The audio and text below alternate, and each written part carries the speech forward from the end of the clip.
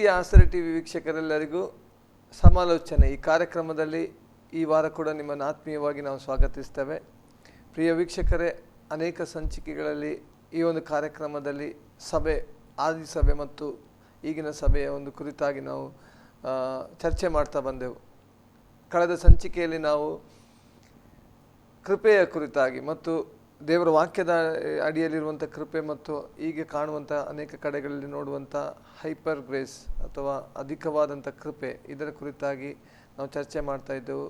Pastor ವಿಜಯ ಅಬ್ರಾಮ್ ಅವರು ಇವತ್ತು ಕೂಡ ನಮ್ಮ ಮಧ್ಯದಲ್ಲಿದ್ದಾರೆ. ಅವರನ್ನ ಈ ಕಾರ್ಯಕ್ರಮಕ್ಕೆ ನಾವು ಆತ್ಮೀಯವಾಗಿ ಸ್ವಾಗತಿಸೋಣ. Pastor praise Lord. ಪಾಸ್ಟರ್, ಕಳೆದ ಸಂಚಿಕೆಯಲ್ಲಿ ನಾವು ಕೃಪೆಯ ಕುರಿತಾಗಿ, ವಾಕ್ಯದ ಅಡಿಸ್ಥಾನದಲ್ಲಿರುವಂಥ ಕೃಪೆ ಮತ್ತು ಈಗ ಕಾಣುವಂಥ ಅನೇಕ ಕೃಪೆಗಳ ಕುರಿತಾಗಿ, ತಪ್ಪಾದ ಕೃಪೆಯ ಕುರಿತಾಗಿ ನಾವು ಕಳೆದ ಸಂಚಿಕೆಯಲ್ಲಿ ನಾನು ನೋಡಿದ್ದೆವು.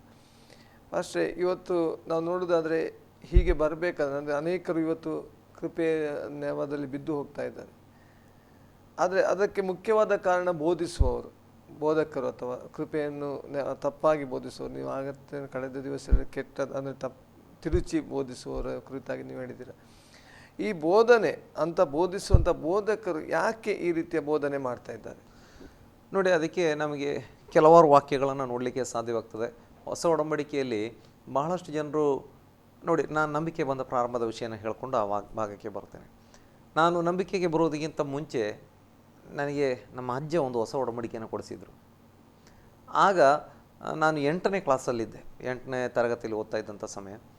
ನಾನು ಮತ್ತಾಯನ ಸುವಾರ್ತೆಯಿಂದ ಓದಿ ಅಪೊಸ್ತಲರ ಕೃತ್ಯದವರೆಗೆ ಓದಿ ಮುಗಿಸಿದೆ. ರೋಮ ಪತ್ರಿಕೆಗೆ ಬಂದ ಮೇಲೆ ನನಗೆ ಓದಲಿಕ್ಕೆ ಆಗಲಿಲ್ಲ. ಯಾಕಂತೇಳಿದರೆ ಆವಾಗ ಆ ಸ್ಟೋರಿಯ ರೀತಿ ಇದ್ದಂಥ ಕಥೆ ಆ ಒಂದು ಪುಸ್ತಕ ಏನಾಯಿತು, ಈಗ ಚೇಂಜ್ ಆಗಿ ಬೋಧನೆಗೆ ಬಂತು. ಅದು ನನ್ನ ಬಾಲ್ಯಕಾಲ. ನನಗೆ ನಂತರ ಅದು ಓದಲಿಕ್ಕೆ ಆಗಲಿಲ್ಲ. ನಂತರ ಕೆಲವಾರು ವರ್ಷಗಳ ನಂತರ, ಅಂದರೆ ಒಂದು 4-5 ವರ್ಷಗಳ ನಂತರ ಸೆಕೆಂಡ್ PUC ಬಂದ ಮೇಲೆ ಮತ್ತೆ ನಾನು ಫುಲ್ ಬೈಬಲನ್ನು ಓದಲಿಕ್ಕೆ ಶುರು ಮಾಡಿದೆ. ದೇವರ ವಾಕ್ಯ ಓದ್ತಾ ಸತ್ಯವನ್ನು ತಿಳ್ಕೊಂಡು ರಕ್ಷಣೆ ಅನುಭವಕ್ಕೆ ಬಂದೆ, ಕರ್ತನನ್ನು ಹಿಂಬಾಲಿಸಿದೆ. ಅಂದರೆ ಇವತ್ತು ಕೂಡ ಏನಾಗಿದೆ, ಅನೇಕರು ತಪ್ಪಲಿಕ್ಕೆ ಕಾರಣ ಏನಂತ ಹೇಳಿದರೆ ದೇವರ ವಾಕ್ಯ ಓದಲ್ಲ. ಸುವಾರ್ತೆ ಅಥವಾ ಹೊಸ ಒಡಂಬಡಿಕೆ ಎಂಬಂಥದ್ದು ಕೇವಲ 5 ಪುಸ್ತಕಗಳು ಮಾತ್ರವಲ್ಲ. ಆ ಪುಸ್ತಕದ ಅನೇಕ ಅರ್ಥಗಳನ್ನು, ಸಭೆ ಹೇಗಿರಬೇಕು, ಸಭೆಯ ಬೋಧನೆ ಏನು ಎಂಬಂಥದ್ದನ್ನು ಪತ್ರಿಕೆಗಳಲ್ಲಿ ಅದು ಪಕ್ಕ ಅಥವಾ ಸ್ಪಷ್ಟವಾಗಿ ಸೌಂಡ್ ಡಾಕ್ಟ್ರಿನ್ ಎಂಬಂಥ ರೀತಿಯಲ್ಲಿ ಅಲ್ಲಿ ದೇವರ ವಾಕ್ಯದಲ್ಲಿ ಬರೆದಿಡಲಾಗಿದೆ. ಅದನ್ನು ಓದುವಂಥದ್ದು ಮುಖ್ಯ, ಅದನ್ನು ಕಲಿಯುವಂಥದ್ದು ಮುಖ್ಯ. ಹಾಗೆ ಕಲಿಯುವಾಗ ಏನಾಗ್ತದೆ, ನಮಗೆ ರಕ್ಷಣೆಯ ಒಂದು ಅನುಭವದಲ್ಲಿ ಉಳಿಲಿಕ್ಕೆ ಆಗ್ತದೆ. ರಕ್ಷಣೆಯ ಅನುಭವದಲ್ಲಿ ಅಪೊಸ್ತಲ ಕೃತ್ಯ ಅಥವಾ ಯೇಸುಸ್ವಾಮಿಯ ಸುವಾರ್ತೆಗಳಿಂದ ಮುಂದೆ ಬಂದು ಅಪೊಸ್ತಲ ಕೃತ್ಯಕ್ಕೆ ಬಂದಾಗ ರಕ್ಷಣೆ ಅನುಭವಕ್ಕೆ ಬರಲಿಕ್ಕೆ ಸಾಧ್ಯವಾಗ್ತದೆ. ಈ ರಕ್ಷಣೆ ಅನುಭವದಲ್ಲಿ ಉಳಿಬೇಕು ಅಂತೇಳಿದರೆ ನಮಗೆ ಪತ್ರಿಕೆಗಳು ಬಹಳ ಮುಖ್ಯವಾಗಿರ್ತದೆ. ಪತ್ರಿಕೆಯಲ್ಲಿ ಕೆಲವೊಂದನ್ನು ಮಾಡಬೇಕು ಅಂತ, ಕೆಲವೊಂದನ್ನು ಮಾಡಬಾರದು ಅಂತ ಬರೆದಿದ್ದುಂಟು. ಯಾವುದು ಸತ್ಯ, ಯಾವುದು ಸುಳ್ಳು, ಯಾವುದು ಸರಿ ಅಲ್ಲ ಎಂಬಂಥ ವಿಷಯಗಳು ಪತ್ರಿಕೆಯಲ್ಲಿ ನಮಗೆ ನೋಡಲಿಕ್ಕೆ ಸಾಧ್ಯವಾಗ್ತದೆ. ಇರಲಿ, ವಿಷಯಕ್ಕೆ ನಾವು ತಿರುಗಿ ಬರುವಾಗ, ಈ ಬೋಧನೆಗಳು ಯಾಕೆ ಈ ರೀತಿ ಬರ್ತವೆ, ಇದಕ್ಕೆ ಕಾರಣ ಏನು ಅಂತ ನಾವು ನೋಡೋದಾದರೆ, ಇದರ ಹಿಂದೆ ಇರುವಂಥ ಎಲ್ಲ ದುರ್ಬೋಧನೆಗಳಿಗೂ ಮೂಲ ಕಾರಣನು ಅಂತ ಹೇಳಿದರೆ ಸೈತಾನ್ಯ ಎಂಬುದಾಗಿ ನಮಗೆ ಕಂಡುಕೊಳ್ಳಲಿಕ್ಕೆ ಸಾಧ್ಯವಾಗ್ತದೆ. ನೋಡಿ, ನಮಗೆ ಅನೇಕ ವಾಕ್ಯಗಳನ್ನು ಅದಕ್ಕೋಸ್ಕರ ನೋಡಲಿಕ್ಕೆ ಆಗ್ತದೆ. ಒಂದು ವಾಕ್ಯನ ನೀವು ತೆಗೆದುಕೊಳ್ಳಿ, 1 ತಿಮೋಥೆಯ ಪತ್ರಿಕೆ ಅದರ 4ನೇ ಅಧ್ಯಾಯ ಅದರ 1-2 ವಾಕ್ಯವನ್ನು ಓದುವಾಗ ಅಲ್ಲಿ ನಮಗೆ ತಿಳಿದುಕೊಳ್ಳಲಿಕ್ಕೆ ಸಾಧ್ಯವಾಗ್ತದೆ. ಆದರೂ ಮುಂದಿನ ದಿನಗಳಲ್ಲಿ ಕೆಲವರು ವಂಚಿಸುವ ಆತ್ಮಗಳ ನುಡಿಗಳಿಗೂ ದೆವ್ವಗಳ ಬೋಧನೆಗಳಿಗೂ ಲಕ್ಷ್ಯ ಕೊಟ್ಟು ಕ್ರಿಸ್ತ ನಂಬಿಕೆಯಿಂದ ಭ್ರಷ್ಟರಾಗುವರೆಂದು ದೇವರಾತ್ಮನು ಸ್ಪಷ್ಟವಾಗಿ ಹೇಳುತ್ತಾನೆ. ಸುಳ್ಳು ಬೋಧಕರು ಬಂದು ಸ್ವಂತ ಮನಸ್ಸಿನಲ್ಲಿ ಅಪರಾಧಿಗಳೆಂಬ ಬರೆಯುಳ್ಳವರಾದರೂ ತಾವು ನೀತಿವಂತರೆಂದು ತೋರ್ಪಡಿಸಿಕೊಂಡು ಸಾಕು. ಈಗ ಮುಂದೆ ಇನ್ನೂ ಅನೇಕ ವಿಷಯಗಳಲ್ಲಿ ಇದ್ದಾವೆ. ಮುಂದಣ ದಿನಗಳಲ್ಲಿ ಕೆಲವರು ವಂಚಿಸುವ ಆತ್ಮಗಳ ನುಡಿಗಳಿಗೂ ದೆವ್ವಗಳ ಬೋಧನೆಗಳಿಗೂ ಲಕ್ಷ್ಯ ಕೊಟ್ಟು ಕ್ರಿಸ್ತ ನಂಬಿಕೆಯಿಂದ ಭ್ರಷ್ಟರಾಗುವರೆಂದು ದೇವರಾತ್ಮನು ಸ್ಪಷ್ಟವಾಗಿ ಹೇಳುತ್ತಾನೆ. ಅಂದರೆ ಇದೊಂದು ಪ್ರವಾದನೆ. ಈ ಹೊಸ ಒಡಂಬಡಿಕೆಯಲ್ಲಿ ಪ್ರವಾದನೆಯ ಗ್ರಂಥ ಎಂಬಂಥ ಒಂದು ಗ್ರಂಥವಾಗಿ ನಾವು ಪ್ರಕಟಣೆಯನ್ನು ನೋಡ್ತೇವೆ. ಆದರೆ ಪ್ರವಾದನೆಯ ಗ್ರಂಥ ಅಲ್ಲದಿದ್ದರೂ ಕೂಡ ಪತ್ರಿಕೆಗಳಾಗಿದ್ದರೂ ಅನೇಕ ಪ್ರವಾದನೆಗಳು ಎಲ್ಲ ಗ್ರಂಥಗಳಲ್ಲೂ ಇದ್ದಾವೆ. ಹಾಗೆ ಇದು ಪ್ರವಾದನೆ. ಏನು ಪ್ರವಾದನೆ ಅಂತ ಹೇಳಿದರೆ, ಮುಂದಣ ದಿನಗಳಲ್ಲಿ ಅಥವಾ ಇದನ್ನು ಅಪೊಸ್ತಲನಾದಂಥ ಪೌಲನು ಕ್ರಿಸ್ತ ಶಕೆ ಹೆಚ್ಚು ಕಡಿಮೆ 50ನೇ ಇಸ್ವಿ ಕಾಲದಲ್ಲಿ, 50-55 ಆ ಕಾಲದಲ್ಲಿ ಬರೆದಂಥ ಒಂದು ಗ್ರಂಥ, ಅಥವಾ 50 ಮತ್ತು 60ರ ಒಂದು ಕಾಲದಲ್ಲಿ ಬರೆದಂಥ ಒಂದು ಪತ್ರಿಕೆ. ಈಗ ನೋಡಿ, ಆತ ಹೇಳ್ತಾ ಇದ್ದಾನೆ, ಮುಂದಿನ ದಿನಗಳಲ್ಲಿ ಅಂದಿನಿಂದ ಇಂದಿನವರೆಗೆ ಸುಮಾರು 1950 ಅಥವಾ ಒಂದು 2000 ವರ್ಷಗಳ ಈ ಒಂದು ಕಾಲಮಾನದಲ್ಲಿ, ಅಥವಾ ಇನ್ನು ನಮ್ಮ ಯೇಸು ಸ್ವಾಮಿ ಬರಲಿಕ್ಕೆ ಎಷ್ಟು ದಿನಗಳಿದ್ದಾವೆ ಆ ಒಂದು ಕಾಲದವರೆಗೆ ಇರುವಂಥ ದಿನಗಳಲ್ಲಿ ಅನೇಕರು ಏನಾಗ್ತಾರೆ, ವಂಚಿಸುವ ಆತ್ಮಗಳ ನುಡಿಗಳಿಗೆ ಕಿವಿಗೊಡುವಂಥವರಾಗಿದ್ದಾರೆ. ಪವಿತ್ರಾತ್ಮ ಎಂದು ನಮ್ಮನ್ನು ವಂಚಿಸಲ್ಲ. ಯಾಕಂತೇಳಿದರೆ ಪವಿತ್ರಾತ್ಮನೇ ನಮಗೆ ರಕ್ಷಣೆ ಅನುಭವದಲ್ಲಿ ನಡೀಲಿಕ್ಕೆ ಬೇಕಾದಂಥ ವಾಕ್ಯದ ಜ್ಞಾನವನ್ನು ಕೊಟ್ಟು, ಬಲವನ್ನು ಕೊಟ್ಟು ನಡೆಸುವಂಥವನು. ಈಗ ವಂಚಿಸುವಂಥವನು ಯಾರು ಅಂತೇಳಿದರೆ ಸೈತಾನ. ಅದನ್ನೇ ಮುಂದೆ ನಾವು ನೋಡ್ತಾ ಇದ್ದೇವೆ, ವಂಚಿಸುವ ಆತ್ಮಗಳ ನುಡಿಗಳಿಗೂ ದೆವ್ವಗಳ ಬೋಧನೆಗಳಿಗೂ ಲಕ್ಷ್ಯ ಕೊಟ್ಟು. ನೋಡಿ, ಈ ಟೀಚಿಂಗ್ ಮಾಡೋರು ಏನು ಮಾಡ್ತಾರೆ, ಅನೇಕ ಬಾರಿ ನನಗೆ ಪವಿತ್ರಾತ್ಮನ ಒಂದು ಪ್ರೇರಣೆ ಆಗಿದೆ ಅಂತ ಹೇಳಿದರೂ ಕೂಡ ಕೆಲವೊಮ್ಮೆ ಏನಾಗಿರ್ತದೆ, ಅದು ಪವಿತ್ರಾತ್ಮನ ಒಂದು ಆಲೋಚನೆ ಆಗಿರಲ್ಲ. ಅದಕ್ಕೆ ದೇವರ ವಾಕ್ಯ ಸ್ಪಷ್ಟವಾಗಿ ಹೇಳ್ತದೆ, ಸತ್ಯ ಅಸತ್ಯ ಆತ್ಮಗಳನ್ನು ವಿವೇಚಿಸುವ ವರವನ್ನು ನೀವು ಏನು ಮಾಡಬೇಕು, ಪಡೆದುಕೊಳ್ಬೇಕು ಅಂತ ಎಲ್ಲ ವಿಶ್ವಾಸಿಗೆ ದೇವರ ಆತ್ಮನು ಹೇಳ್ತಾ ಇದ್ದಾನೆ. ಕೃಪಾವರಗಳಲ್ಲಿ ಸತ್ಯ ಅಸತ್ಯ ಆತ್ಮಗಳನ್ನು ವಿವೇಚಿಸುವ ವರ ಅಂತ ಒಂದು ವರ ಇದೆ. ಇಲ್ಲದಿದ್ದರೆ ಏನಾಗ್ತದೆ, ಈ ಬಂದದ್ದು ಎಲ್ಲಿಂದ, ಈ ಬೋಧನೆ ಎಲ್ಲಿಂದ ಬಂತು, ಇದು ಯಾರ ಒಂದು ಪ್ರೇರಣೆಯಿಂದ ಬಂದದ್ದು ಅನ್ನುವಂಥದ್ದು ಬಹಳ ಜನರಿಗೆ ಗೊತ್ತಾಗಲ್ಲ. ಮತ್ತೊಂದು ವಿಷಯ, ವಂಚಿಸುವ ಆತ್ಮಗಳ ನುಡಿಗಳಿಗೂ ದೆವ್ವಗಳ ಬೋಧನೆಗಳಿಗೂ ಲಕ್ಷ್ಯ ಕೊಟ್ಟು ಕ್ರಿಸ್ತ ನಂಬಿಕೆಯಿಂದ ಭ್ರಷ್ಟರಾಗುವರೆಂದು ದೇವರಾತ್ಮನು ಸ್ಪಷ್ಟವಾಗಿ ಹೇಳುತ್ತಾನೆ. ಸುಳ್ಳು ಬೋಧಕರು ಬಂದು, ಈಗ ನೋಡಿ, ವಂಚಿಸುವ ಆತ್ಮಗಳ ನುಡಿಗಳಿಗೂ ಮತ್ತು ದೆವ್ವಗಳ ಬೋಧನೆಗಳಿಗೂ ಲಕ್ಷ್ಯ ಕೊಟ್ಟು, ಇನ್ನೊಂದು ಅರ್ಥದಲ್ಲಿ ಹೇಳ್ಬೋದು ಅಂತ ಹೇಳಿದರೆ, ವಂಚಿಸುವ ಆತ್ಮಗಳ ನುಡಿ ಮತ್ತು ದೆವ್ವಗಳ ಬೋಧನೆಯನ್ನು ಕೇಳಿಕೊಂಡು ಇದನ್ನು ಪವಿತ್ರಾತ್ಮನ ಬೋಧನೆ ಎಂಬುದಾಗಿ ಹೇಳುವಂಥವರೇ ಏನಾಗಿದ್ದಾರೆ, ಸುಳ್ಳು ಬೋಧಕರಾಗಿದ್ದಾರೆ. ಈ ಸುಳ್ಳು ಬೋಧಕರು ಬಂದುಕೊಂಡು ಏನು ಮಾಡ್ತಾರೆ ಅಂತ ಹೇಳಿದರೆ, ತಮ್ಮ ಮನಸ್ಸಿನಲ್ಲಿ ಬರೆಯುಳ್ಳವರಾಗಿದ್ದರೂ ಕೂಡ ತಾವು ನೀತಿವಂತರೆಂದು ತೋರ್ಪಡಿಸಿಕೊಳ್ಳುವವರಾಗಿದ್ದಾರೆ. ಬರೆಯುಳ್ಳವರಂದರೆ ಹೇಗೆ ಪಾಶ? ಈಗ ನೋಡಿ, ಅವ್ರಿಗೆ ಗೊತ್ತಿರ್ತದೆ ಭಾಳಷ್ಟು ಜನರಿಗೆ ಇದು ಅಷ್ಟು ಕರೆಕ್ಟ್ ಅಲ್ಲ ಎಂಬುದಾಗಿ, ಅಂದರೆ ಒಂದು ಅಪರಾಧಿ ಪ್ರಜ್ಞೆ ಎಂಬುದಾಗಿ ತಮ್ಮ ಮನಸ್ಸಿನಲ್ಲಿ ಇರ್ತದೆ, ಇದು ಸರಿ ಅಲ್ಲ ನೋಡಿ, ಇದು ಅಷ್ಟೊಂದು ಮೂಲ ಬೋಧನೆಗಳಿಗೆ ಹೊಂದಿಕೊಳ್ಳಲ್ಲ ಅಂತ ಅವ್ರಿಗೆ ಗೊತ್ತಿರ್ತದೆ ಭಾಳಷ್ಟು ಜನರಿಗೆ. ಆದರೆ ಏನು, ನಾನು ಕೇಳಿದ್ದೇನೆ, ಅದ್ಭುತಗಳು ನಡೆಯುವುದಕ್ಕಾಗಿ ಅಥವಾ ಬರುವಂಥ ಜನರ ಮಧ್ಯದಲ್ಲಿ ಮಹತ್ ಕಾರ್ಯಗಳು ನಡೆಯುವುದಕ್ಕಾಗಿ ದೇವರಾತ್ಮನ ಒಂದು ಮಾರ್ಗವನ್ನು ಬಿಟ್ಟುಕೊಂಡು ಅಡ್ಡದಾರಿಗೆ ಹೋಗಿ ಬೇರೆ ಕಡೆಯಿಂದ ಉಂಗುರಗಳನ್ನು ಮಾಡಿಸ್ಕೊಂಡು ಅಥವಾ ಏನೋ ಮಾಡಿಕೊಂಡು ಬಂದ್ಕೊಂಡು ದೊಡ್ಡ ಅದ್ಭುತಗಳನ್ನು ಮಾಡುವಂಥವ್ರ ಬಗ್ಗೆ ನಾನು ಕೇಳಿದ್ದೇನೆ. ಹೆಸರು ಸೇವಕರ ಅಂತಲೇ ಇರ್ತದೆ, ಅವರ ಮೂಲಕ ಅದ್ಭುತಗಳು ನಡೀತಾ ಇರ್ತವೆ, ಯೇಸು ಕ್ರಿಸ್ತನ ಬಗ್ಗೆ ಹೇಳ್ತಾ ಇರ್ತಾರೆ. ಆದರೆ ಅದರ ಹಿಂದೆ ಇರುವಂಥ ಬೋಧನೆ ಏನಾಗಿರ್ತದೆ ಅಂತೇಳಿದರೆ ಸೈತಾನ್ನ ಬೋಧನೆಯಾಗಿರ್ತದೆ, ಅಥವಾ ಸೈತಾನ್ನ ದುರಾಲೋಚನೆ ಅದರ ಹಿಂದೆ ಇರ್ತದೆ. ಹೀಗೆ ನೋಡಿ, ಅವರ ಮನಸ್ಸಿನಲ್ಲಿ ತಾನು ಮಾಡೋದು ತಪ್ಪು ಅಂತ ಗೊತ್ತಿರ್ತದೆ. ಈಗ ಏನಾಗಿದೆ, ಅವರು ಈ ಬೋಧನೆ ಮಾಡ್ತಾ ಬಂದರು, ಈಗ ಅವರಿಗೆ ತುಂಬ ಜನ ಬರ್ತಾ ಇದ್ದಾರೆ. ಸತ್ಯ ಬೋಧನೆ ಮಾಡಿದಾಗ ಭಾಳ ಜನ ಬರ್ತಿರಲಿಲ್ಲ, ಈಗ ಈ ಬೋಧನೆ ಮಾಡಿದ ಕೂಡಲೇ ಭಾಳ ಜನ ಬಂದಿದ್ದಾರೆ. ಅವ್ರಿಗೆ ಈಗಾಗಲೇ ನಾನು ಬೋಧನೆ ಮಾಡಿ ಈ ರೀತಿ ಅಂತ ಬೋಧನೆ ಮಾಡಿ ಅವರು ನಂಬಿದ್ದಾರೆ. ಈಗ ನಾನು ತಪ್ಪಿಸಿಕೊಂಡ್ರೆ, ನಾನು ನನ್ನನ್ನು ತಿದ್ದಿಕೊಂಡ್ರೆ ಅವ್ರು ಏನು ಹೇಳ್ತಾರೆ? ಅಲ್ಲ ಪಾಸ್ಟರ್, ಇಷ್ಟು ದಿನ ನೀವು ಹಾಗೆ ಹೀಗೆ ಅಂತ ಹೇಳ್ತಾ ಇದ್ರಿ, ಈಗ ನೀವು ಅದು ಸರಿ ಇಲ್ಲ, ನಾನು ಹಿಂದೆ ಮಾಡಿದ್ದು ಸರಿ ಇಲ್ಲ ಅಂತ ಹೇಳಿದರೆ ಅವ್ರು ಏನಂತಾರೆ, ಇವ್ರು ಏನಂತಾರೆ? ನೋಡಿ, ಅಪರಾಧಿ ಪ್ರಜ್ಞೆ ಉಂಟು, ಮನಸ್ಸಿನಲ್ಲಿ ಬರೆಯುಳ್ಳವರಾಗಿದ್ದರೂ ಕೂಡ ಏನು ಮಾಡ್ತಾ ಇದ್ದಾರೆ, ಅವರು ತಪ್ಪನ್ನು ತಿರುಗಿ ಬೋಧನೆ ಮಾಡ್ತಾ ಇದ್ದಾರೆ. ಈಗ ಅವರಿಗೆ ಏನಾಗಿದೆ ಅಂತೇಳಿದರೆ, ಬಂದಿರುವಂಥ ಆ ಒಂದು ಗೌರವ, ದೊರಕಿರುವಂಥ ಗೌರವ, ಹೊಗಳಿಕೆ, ಅದರಿಂದ ಅವರಿಗೆ ಕೆಳಗೆ ಇಳಿಲಿಕ್ಕೆ ಮನಸ್ಸು ಬರ್ತಾ ಇಲ್ಲ. ಅಥವಾ ಅವರಿಗೆ ಏನಾಗಿದೆ ಅಂತೇಳಿ ಭಾಳ ಜನ ಈಗ ಹೊಗಳ್ತಾ ಇದ್ದಾರೆ, ಓ ನಮ್ಮ ಸೇವಕರು ಫಾಸ್ಟು ಒಳ್ಳೆ ಟೀಚಿಂಗ್ ಮಾಡ್ತಾರೆ, ಎಷ್ಟು ಜನ ಬರ್ತಾರೆ ನಮ್ಮ ಕಡೆಗೆ ಆರಾಧನೆಗೆ, ಎಷ್ಟು ಅದ್ಭುತಗಳು ನಡೀತಾ ಇದ್ದಾವೆ, ಎಂತೆಂಥ ನಡೀತಾ ಇದ್ದಾವೆ, ಎಂತೆಂಥ ಕಾರ್ಯಗಳು ನಡೀತಾ ಇದ್ದಾವೆ. ಅಲ್ಲೊಬ್ಬರು ಸೇವಕರು ಇದ್ದಾರೆ, 20 ವರ್ಷ ಆಯ್ತು ಸೇವೆ ಮಾಡಲಿಕ್ಕೆ, 20 ಜನ ವಿಶ್ವಾಸ ಇಲ್ಲ. ನಮ್ಮ ಈ ಪಾಸ್ಟ್ರು 4 ವರ್ಷದಲ್ಲಿ 3 ವರ್ಷದಲ್ಲಿ ಈಗ 1000 ಜನ ಆಯಿತು, 2000 ಜನ ಆಯಿತು, ಭಾಳ ಜನ ಬರ್ತಾ ಇದ್ದಾರೆ. ಅದರ ಅರ್ಥ ನಾನು ಹೇಳಿದ್ದು ಯಾವತ್ತೂ ಕೂಡ 5,000, 10,000, 50,000 ಜನ ಬಂದಲ್ಲಿ ತಪ್ಪಾದ ಬೋಧನೆ ಅಂತ ನಾನು ಹೇಳಿದ್ದಲ್ಲ. 5,000 10,000 ಲಕ್ಷ ಇದ್ದರೂ 10 ಲಕ್ಷ ಇದ್ದರೂ ಸರಿಯಾದ ಬೋಧನೆ ಮಾಡುವಂಥ ಸೇವಕರುಗಳು ಸಭೆಗಳು ಈ ಕಾಲದಲ್ಲಿ ಬಹಳ ಇದ್ದಾವೆ ಲೋಕದಲ್ಲಿ. ನಾನು ಹೇಳಿದ ಆ ಅರ್ಥದಲ್ಲಿ ಅಲ್ಲ. ಆದರೆ ಜನರ ಒಂದು ಟ್ರೆಂಡ್ ಅಥವಾ ಮನಸ್ಥಿತಿ ಹೇಗೆ ಅಂತ ಹೇಳಿದರೆ, ತಪ್ಪಾದ ಬೋಧನೆ ಮಾಡಲಿ, ಸರಿಯಾದ ಬೋಧನೆ ಮಾಡಲಿ. ನೋಡಿ, ನಾನು ಹೆಸರು ಹೇಳದೆ ಒಬ್ಬ ವ್ಯಕ್ತಿಯ ಬಗ್ಗೆ ಹೇಳ್ತೇನೆ. ಒಬ್ಬ ವ್ಯಕ್ತಿ ಅವರು ಬಹಳಷ್ಟು ಜನರ ಮಧ್ಯದಲ್ಲಿ ಪ್ರಸಿದ್ಧರಾಗಿರುವಂಥ ವ್ಯಕ್ತಿ. ನಾನು ಹೆಸರು ಊರು ಹೇಳಲ್ಲ. ಅವರು ಒಂದು ಸಲ ನಾವಿದ್ದಂಥ ಒಂದು ಸ್ಥಳದಲ್ಲಿ ಬಂದು ಅವ್ರದ್ದೊಂದು ಕೂಟ ನಡೀತಾ ಇತ್ತು. ಅವರ ಬೋಧನೆ, ನಾವು ಅನೇಕ ಬೋಧನೆಗಳನ್ನು ಅವರು ಮಾಡಿದಂಥ ಬೋಧನೆಗಳನ್ನು ನಾವು ನೇರವಾಗಿ ಸಂದೇಶ ಕೇಳಿದ್ದೇವೆ ಹಿಂದೆ. ಅವರ ಸಂದೇಶದಲ್ಲಿ ನಾಮ ಮಾತ್ರ ಕ್ರೈಸ್ತರಾಗಿ ಇರುವಂಥವರು ರಕ್ಷಣೆ ಹೊಂದುವಂಥ ಅವಶ್ಯಕತೆ ಇಲ್ಲ, ಅವರು ಅಲ್ಲೇ ಇದ್ದರೆ ಸಾಕು, ಅವರು ಪ್ರಾರ್ಥನೆಗೆ ಬರೋದು ಬೇಡ, ಹೀಗೆ ಬೋಧನೆ ಮಾಡ್ತಾರೆ. ಮತ್ತು ಡೈವರ್ಸ್ ಕೊಡಬಹುದು, ತೊಂದರೆ ಇಲ್ಲ. ಯಾಕಂದರೆ ಯೇಸು ಸ್ವಾಮಿಯ ಬಗ್ಗೆ ಕೂಡ ದೇವರ ವಾಕ್ಯ ಹಾಗೆ ಹೇಳಿದ್ದುಂಟು. ಹೇಗೆ ಅಂತ ಹೇಳಿದರೆ, ಯೇಸು ಸ್ವಾಮಿಗೆ ನೀವು ಧರ್ಮಶಾಸ್ತ್ರದ ಪಾಲಿಗೆ ಸತ್ತು ಈಗೇನು ಮಾಡಿದ್ದೀರಿ, ಕ್ರಿಸ್ತನೆಂಬ ಹೊಸ ಒಬ್ಬ ಯಜಮಾನನನ್ನು ಸೇರಿಕೊಂಡಿದ್ದೀರಿ, ಅದಕ್ಕೆ ಏನು ಮಾಡ್ಬೋದು ಅಂತ ಹೇಳಿದರೆ, ಗಂಡ ಸರಿ ಇಲ್ಲದಿದ್ದರೆ ಬಿಡ್ಬೋದು, ಹೊಸ ಮದುವೆ ಆಗ್ಬೋದು ಅಂತ. ಈ ರೀತಿಯೆಲ್ಲ ಬೇರೆ ಬೇರೆ ದೇಶಗಳಿಗೆ ಹೋಗುವಾಗ ಬೋಧನೆ ಮಾಡಿದಂಥವ್ರು. ಇನ್ನು ನೀವು ಮಾಡುವಂಥದ್ದು ಪಾಪ ಅಲ್ಲ, ನೀವು ಪಾಪ ಮಾಡುವುದಿಲ್ಲ, ದೇವರ ವಾಕ್ಯ ಪಾಪ ಮಾಡಲಿಕ್ಕೆ ಎಲ್ಲ ಅವಕಾಶ ಉಂಟು, ವಿಶ್ವಾಸಿಗಳು ಅದಕ್ಕೆ ಹುಷಾರಾಗಿರ್ರಿ ಅಂತ ವಾಕ್ಯ ಹೇಳ್ತದೆ.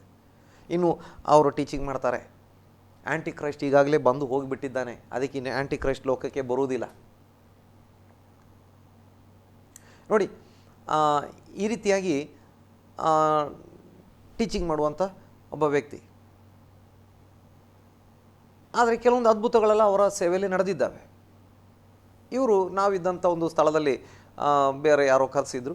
ಹಾಗೆ ಬರ್ತಾ ಇರುವಾಗ ಕೆಲವು ವಿಶ್ವಾಸಿಗಳಿಗೆ ನಾವು ವಿಶ್ವಾಸಿಗಳು, ಪಾಸ್ಟ್ರೆ ಅದು ಹೇಗೆ, ಅಲ್ಲಿ ಹೋಗ್ಬೋದಾ ಎಂಬುದಾಗಿ ಕೇಳೋ. ಇಲ್ಲ ಬ್ರದರ್ಸ್, ಅಲ್ಲಿ ಈ ರೀತಿ ಸಮಸ್ಯೆ ಉಂಟು, ಅವರ ಬೋಧನೆಯಲ್ಲಿ ತುಂಬ ವ್ಯತ್ಯಾಸ ಉಂಟು, ರಕ್ಷಣೆಯ ಮಾರ್ಗಕ್ಕೆ ವಿರುದ್ಧವಾಗಿ ಅವರು ಮಾತಾಡ್ತಾರೆ ಮತ್ತು ದೇವರ ವಾಕ್ಯದ ಸತ್ಯ ಬೋಧನೆಗಳಿಗೆ ವಿರುದ್ಧವಾಗಿ ಮಾತಾಡ್ತಾರೆ. ಆಗ ಆ ವಿಶ್ವಾಸಿಗಳು ಹೇಳ್ತಾ ಇದ್ದಾರೆ, ಅಲ್ಲ ಪಾಸ್ಟ್ರೆ, ಅಲ್ಲಿ ಅದ್ಭುತಗಳು ನಡೀತಾವಲ್ಲ. ಆಗ ನಾವು ಹೇಳಿದ್ವಿ, ನೋಡಿ, ಸೈತಾನ ಕೂಡ ಅದ್ಭುತಗಳನ್ನು ಮಾಡ್ತಾನೆ, ಅದಕ್ಕೆ ಅದ್ಭುತದ ಹಿಂದೆನೇ ಹೋಗಬಾರ್ದು, ದೇವರ ವಾಕ್ಯ ಭಾಳ ಮುಖ್ಯ ಅಂತ ಹೇಳುವಾಗ ಅವರು ವಿಶ್ವಾಸಿಗಳು ಹೀಗೆ ಮಾತಾಡಿದರು, ದೇವರು ಬೇಕಾದರೆ ಮಾಡಲಿ, ಸೈತಾನ ಬೇಕಾದರೆ ಅದ್ಭುತ ಮಾಡಲಿ, ಒಟ್ಟು ಅದ್ಭುತ ನಡೆದರೆ ಸಾಕು ಅಂತ, ಯಾರು ಬೇಕಾದರೆ ಅದ್ಭುತ ಮಾಡಲಿ ಅಂತ. ವಿಶ್ವಾಸಿಗಳು, ಎಲ್ಲ ವಿಶ್ವಾಸಿಗಳು ಹಾಗೆ ಹೇಳುವುದಿಲ್ಲ, ಆದರೆ ಇವರು ಹೇಳಿದ್ದ ಹಾಗೆ, ಯಾರು ಬೇಕಾದರೆ ಅದ್ಭುತ ಮಾಡಲಿ, ಒಟ್ಟು ಅದ್ಭುತ ನಡೆದರೆ ಸಾಕಲ್ಲ ಪಾಸ್ಟರ್ ಅಂತ. ನೋಡಿ, ಅನೇಕರು ಈ ಅದ್ಭುತಗಳ ಹಿಂದೆ ಹೋಗೋರಾಗಿರ್ತಾರೆ.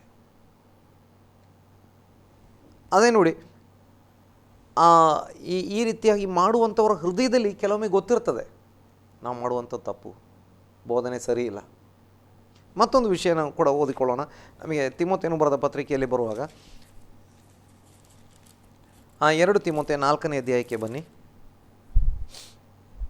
ಅದರ 3ನೇ ವಾಕ್ಯನ ಓದ್ರಿ. ಯಾಕಂದರೆ ಜನರು ಸ್ವಸ್ಥ ಬೋಧನೆಯನ್ನು ಸಹಿಸಲಾರದ ಕಾಲವು ಬರುತ್ತದೆ. ನೋಡಿ, ಜನರು ಸ್ವಸ್ಥ ಬೋಧನೆಯನ್ನು ಸಹಿಸಲಾರದ ಕಾಲವು ಬರುತ್ತದೆ, ಅದರಲ್ಲಿ ಅವರು ತೀಟೆ ಕಿವಿಗಳುಳ್ಳವರಾಗಿ ತಮ್ಮ ದುರಾಶೆಗಳಿಗೆ ಅನುಕೂಲರಾದ ಅನೇಕ ಉಪದೇಶಕನ್ನು ಇಟ್ಟುಕೊಳ್ಳುವರು. ಅವರು ಸತ್ಯ ಬೋಧನೆಗೆ ಕಿವಿಗೊಡದೆ ಕಲ್ಪನಾ ಕಥೆಗಳನ್ನು ಕೇಳುವುದಕ್ಕೆ ಹೋಗುವರು. ಆದರೆ ನೀನು ಎಲ್ಲ ವಿಷಯಗಳಲ್ಲಿ ಸ್ವಸ್ಥನಾಗಿರು, ಶ್ರಮೆಯನ್ನು ತಾಳಿಕೋ, ಸುವಾರ್ತಿಕನ ಕೆಲಸವನ್ನು ಮಾಡು, ನಿನಗೆ ನೇಮಿಸಿರುವ ಸೇವೆಯನ್ನು ಲೋಪವಿಲ್ಲದೆ ನಡೆಸು. ನೋಡಿ, ಇಲ್ಲಿ ವಾಕ್ಯ ಹೇಳ್ತದೆ, ಯಾಕಂದರೆ ಜನರು ಸ್ವಸ್ಥ ಬೋಧನೆಯನ್ನು ಸಹಿಸಲಾರದ ಕಾಲವು ಬರುತ್ತದೆ. ಇದು ಕೂಡ ಪ್ರವಾದನೆ. ಸ್ವಸ್ಥ ಬೋಧನೆ, ಸರಿಯಾದ ಬೋಧನೆ, ಯಾವ ಕಲಬೆರಕೆ ಇಲ್ಲದ ಬೋಧನೆ, ಏನು ಸೇರಿಸದ ಬೋಧನೆ, ಏನು ತೆಗೆದು ಹಾಕದ ಬೋಧನೆ, ಇದ್ದಿದ್ದನ್ನು ಇದ್ದ ಹಾಗೆ ಬೋಧನೆ ಮಾಡುವಂಥದ್ದು ಸ್ವಸ್ಥ ಬೋಧನೆ. ಇದಕ್ಕೆ ಏನು ಸೇರಿಸಲಿಲ್ಲ, ಏನು ತೆಗಿಲೂ ಇಲ್ಲ. ದೇವರ ವಾಕ್ಯ ಹಾಗೆ ಹೇಳ್ತದೆ, ಏನು ಸೇರಿಸಬೇಡ ಇದಕ್ಕೆ, ಮತ್ತು ಏನು ಇದರಿಂದ ತೆಗಿಬಾರ್ದು ಅಂತ. ಅದು ಸ್ವಸ್ಥ ಬೋಧನೆ. ಈಗ ಸ್ವಸ್ಥ ಬೋಧನೆಯನ್ನು ಸಹಿಸಲಾರದ ಕಾಲವು ಬರ್ತದೆ ಅಂದರೆ ಆಗ ಪ್ರವಾದನೆ ಹೇಳ್ತಾ ಇದ್ದಾನೆ ಅಪೊಸ್ತಲನಾದ ಪೌಲನು ತಿಮೋಥೆಯನಿಗೆ 2ನೇ ಪತ್ರಿಕೆ ಬರೆಯುವಾಗ. 1ನೇ ಪತ್ರಿಕೆಯಲ್ಲಿ ಕೂಡ ಅವನು ಪ್ರವಾದನೆಗಳನ್ನು ಹೇಳಿದ್ದ, ಮುಂದೆ ಹೀಗೆ ಆಗ್ತದೆ. ಈ 2ನೇ ಪತ್ರಿಕೆಯಲ್ಲಿ ಕೂಡ ಅವನು ಪ್ರವಾದನೆಯನ್ನು ಮಾಡ್ತಾ ಇದ್ದಾನೆ. ಮತ್ತು ಅದರಲ್ಲಿ ಅವರು ತೀಟೆ ಕಿವಿಗಳುಳ್ಳವರಾಗಿ ತಮ್ಮ ದುರಾಶೆಗಳಿಗೆ ಅನುಕೂಲರಾದ ಅನೇಕ ಉಪದೇಶಕರನ್ನು ಇಟ್ಟುಕೊಳ್ಳುವರು. ತೀಟೆ ಕಿವಿ ಅಂದರೆ ಕಿವಿಗೆ ಇಂಪಾಗಿ ಇರುವಂಥದ್ದು ಮಾತು. ಕಷ್ಟ ಉಂಟು, ಹಿಂಸೆ ಉಂಟು, ಕೆಲವೊಮ್ಮೆ ನೀನು ಸಾಯಬೇಕಾಗ್ತದೆ, ಕೆಲವೊಮ್ಮೆ ನಿನಗೆ ಜೈಲಿಗೆ ಹಾಕ್ತಾರೆ ಯೇಸು ಸ್ವಾಮಿ ನಿಮಿತ್ತವಾಗಿ, ಕೆಲವೊಮ್ಮೆ ನೀನು ರಕ್ತಸಾಕ್ಷಿ ಆಗಬೇಕಾಗ್ತದೆ, ಕೆಲವೊಮ್ಮೆ ನಿನ್ನ ಮಕ್ಕಳನ್ನು ಹಿಡ್ಕೊಂಡು ಹೋಗ್ತಾರೆ, ಕೆಲವೊಮ್ಮೆ ನಿನ್ನನ್ನು ಏನು ಮಾಡ್ತಾರೆ ಅಂತ ಹೇಳಿದರೆ ನಿನ್ನ ಕಾಡಿಗೆ ಓಡೋಗ್ಬೇಕಾಗ್ತದೆ, ಗುಹೆಗಳಲ್ಲಿ ಇರಬೇಕಾಗ್ತದೆ. ಇದೆಲ್ಲ ನಮಗೆ ಕಿವಿ ಕೇಳಲಿಕ್ಕೆ ಇಷ್ಟ ಇಲ್ಲ. ಇದೆಲ್ಲ ನಮಗೆ ಕಿವಿಗೆ ಅಷ್ಟು ಖುಷಿ ಆಗೋದಿಲ್ಲ. ನಿನ್ನ ಮನೆ ಎಲ್ಲ ತೊಗೊಳ್ತಾರೆ ಗೌರ್ಮೆಂಟ್ನವರು, ನಿನ್ನ ಬ್ಯಾಂಕ್ ಖಾತೆಯನ್ನು ಮುಟ್ಟುಗೋಲಾಗ್ತಾರೆ, ನಿನ್ನ ಕಾರನ್ನು ತೊಗೊಂಡೋಗ್ತಾರೆ, ನಿನ್ನ ಬೈಕನ್ನು ಹಿಡ್ಕೊಂಡು ಹೋಗ್ತಾರೆ, ದಾರಿಲಿ ಹೋಗೋಕೆ ಪೆಟ್ಟಾಕ್ತಾರೆ ನಿನಗೆ. ಇದೆಲ್ಲ ಕಿವಿಗೆ ಕೇಳಲಿಕ್ಕೆ ಇಷ್ಟ ಇಲ್ಲ. ನೋಡಿ, ಇಷ್ಟ ಇರುವಂಥ ಮಾತುಗಳು ಯಾವುದು ಅಂತ ಒಂದೆರಡು ಉದಾಹರಣೆಗಳನ್ನು ಹೇಳ್ತೇನೆ. ಮಗನೇ, ನೀನು ನನ್ನನ್ನು ನಂಬಿರೋದ್ರಿಂದ ನಿನ್ನನ್ನು ಅಮೇರಿಕಕ್ಕೆ ಕರ್ಕೊಂಡು ಹೋಗ್ತೇನೆ, ನಮ್ಮ ಕಿವಿಗೆ ಭಾಳ ಖುಷಿ ಆಗ್ತದೆ. ಇಂಗ್ಲೆಂಡಿಗೆ ಕರ್ಕೊಂಡು ಹೋಗ್ತೇನೆ, ಇಂಗ್ಲೆಂಡಿನ ಸಿಟಿಸನ್ಶಿಪ್ ಕೊಡ್ತೇನೆ ಅಂತ ಹೇಳಿದ್ರೆ ನಮಗೆ ಭಾಳ ಖುಷಿ ಆಗ್ತದೆ. ನೋಡಿ, ಆಫ್ರಿಕಾ ಖಂಡದ ಸೊಮಾಲಿಯಾದಲ್ಲಿ ಸಿಟಿಸನ್ಶಿಪ್ ಕೊಡ್ತೇನೆ ಅಂತ ಹೇಳಿದರೆ ನಮಗೆ ಖುಷಿ ಆಗೋದಿಲ್ಲ, ಇದ್ದು ಖುಷಿ ಹೋಗ್ತದೆ ನಮಗೆ. ಸುಖ ಸಮೃದ್ಧಿ ಅಭಿವೃದ್ಧಿ ಇರುವಂಥ ಸ್ಥಳದಲ್ಲಿ ನಮಗೆ ನಾಗರಿಕತ್ವ ಸಿಗ್ತದೆ. ನಾವು ಅಲ್ಲೋಗಿ ಸ್ಟೇಜ್ಗಳ ಮೇಲೆ ನಿಂತ್ಕೊಳ್ತೇವೆ, ಅನೇಕ ಲಕ್ಷಾಂತರ ಜನ ನಿಮ್ಮ ಮುಂದೆ ಬರ್ತಾರೆ, ನೀವು ಕೈ ಎತ್ತಿದ ಕೂಡಲೇ ಎಲ್ಲರೂ ಕೆಳಗೆ ಬೀಳ್ತಾರೆ, ಭಾಳ ಅದ್ಭುತಗಳು ನಡೀತವೆ. ಮತ್ತು ನಿನಗೆ ವಿಮಾನ ಸಿಗ್ತದೆ, ಕಾರ್ ಸಿಗ್ತದೆ, ಒಂದು ಮನೆ ಯಾಕೆ 100 ಮನೆ ಸಿಗ್ತದೆ, ಬಾಡಿಗೆ ಕೊಡುವಷ್ಟು ಮನೆ ಸಿಗ್ತದೆ. ಹೀಗೆಲ್ಲ ಕೇಳಿದರೆ ನಮಗೆ ಭಾಳ ಖುಷಿ ಆಗ್ತದೆ. ಇದೆಲ್ಲ ನೋಡಿ, ನಾವು ಶರೀರದಲ್ಲಿ ಇರೋದ್ರಿಂದ ನಮ್ಮ ಶರೀರಕ್ಕೆ ಇಂಥ ಈ ಲೌಕಿಕ ವಸ್ತುಗಳು ನಮಗೆ ಭಾಳ ಸಿಗ್ತವೆ ಅಂತ ಕೇಳುವಾಗ ನಮಗೆ ಖುಷಿ ಆಗ್ತದೆ. ಮಗನೇ, ಇವತ್ತು ಕೊರತೆಯಲ್ಲಿದ್ದೀಯಾ, ನಾಳೆ ನಿನ್ನ ಕೊರತೆ ಎಲ್ಲ ನಿಗ್ತದೆ, ಬ್ಯಾಂಕಲ್ಲಿ ಕೋಟಿಗಟ್ಟಲೆ ಹಣ ಬರುತ್ತೆ ಅಂತೇಳಿ ನಮಗೆ ಕೆಲವೊಮ್ಮೆ ಖುಷಿ ಆಗ್ತದೆ. ನೋಡಿ, ಅದಕ್ಕೆ ವಾಕ್ಯ ಹೇಳುತ್ತದೆ, ಜನರು ಸ್ವಸ್ಥ ಬೋಧನೆಯನ್ನು ಸಹಿಸಲಾರದ ಕಾಲವು ಬರುತ್ತದೆ, ಅದರಲ್ಲಿ ಅವರು ತೀಟೆ ಕಿವಿಗಳೊಳವರಾಗಿ ತಮ್ಮ ದುರಾಶೆಗಳಿಗೆ ಅನುಕೂಲರಾದ ಅನೇಕ ಉಪದೇಶಕರನ್ನು ಇಟ್ಟುಕೊಳ್ಳುವರು. ದೇವರ ಕೃಪೆ ಅಪಾರವಾಗಿದೆ ನಿನ್ನ ಮೇಲೆ, ನಿನಗೆ ಯಾವ ಕೊರತೆ ಬರುವುದಿಲ್ಲ. ಯೇಸುಸ್ವಾಮಿ ಕಡೆಗೆ ಬಂದಿದ್ದಿ, ನಿನಗೆ ಯಾವ ಹಣದ ಕೊರತೆನೇ ಬರುವುದಿಲ್ಲ. ಯೇಸುಸ್ವಾಮಿ ಕಡೆಗೆ ಬಂದಿದ್ದಿ, ನಿನಗೆ ಕಷ್ಟವೇ ಬರುವುದಿಲ್ಲ.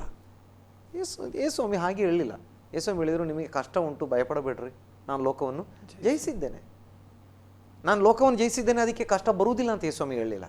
ಕಷ್ಟ ಉಂಟು ನಿಮಗೆ, ಆದರೆ ಭಯಪಡಬೇಡ್ರಿ, ನಾನು ಲೋಕವನ್ನು ಜಯಿಸಿದ್ದೇನೆ.